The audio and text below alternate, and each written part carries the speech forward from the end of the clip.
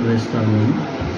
ప్రస్తుతానికి ఇప్పుడు మన దగ్గర మన మండలంలో 3664 మంది వర్క్ చేస్తూ ఉన్నారు. ఎండలు కూడా ఎక్కువగా ఉండడాన్ని బట్టి మనము గౌరవ పీడీ గారి ఆదేశాల మేరకు కలెక్టర్ గారు ఇచ్చినటువంటి టెలికాన్ఫరెన్స్ ద్వారా ఏదైతే ఆదేశాలు ఇచ్చారో వాటిని ఫాలో అవుతూ ప్రతి పంచాయతీలో కూడా మనము ఓఆర్ఎస్ ప్యాకెట్స్ అందుబాటులో ఉంచాము. ఎవరైనా మరి ఓల్డ్ ఏజ్ పీపుల్ వస్తూ ఉన్నప్పుడు వాళ్ళకి కొంత నీరసంగా ఉన్నప్పుడు ఓఆర్ఎస్ ప్యాకెట్ని తీసుకోవడానికి అవైలబుల్గా ఉంచాము. అంతేకాకుండా మరి మనము ఆ చిన్న షేడ్ లాంటిది కూడా మనం ప్రతి పంచాయతీలో అరేంజ్ చేసాము.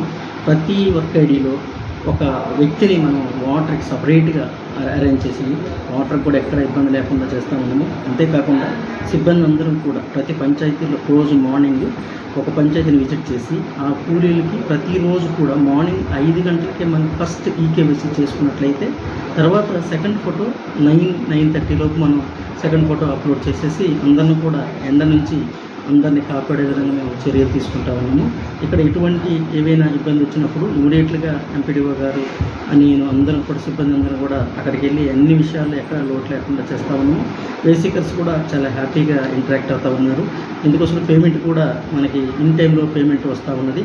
ఇంకా కొంచెం టైం తీసుకొని ఇంకొంచెం కానీ డెప్త్ ఇంకొంచెం వెడల్పు పొడవలు కానీ తీసుకున్నట్లయితే బాగుంటుంది. మండలం మొత్తం మీద మనము 159 జలధార జలహారతి వర్క్స్ మనం టేకప్ చేస్తాము. ఇందులో దాదాపుగా 101 వర్క్ మనం గ్రౌండింగ్ చేసాము, 20 వర్క్లు కంప్లీషన్ చేసాము.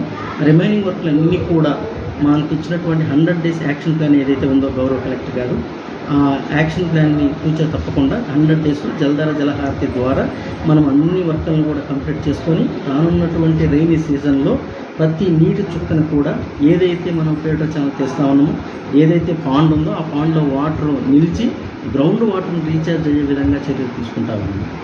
Thank you.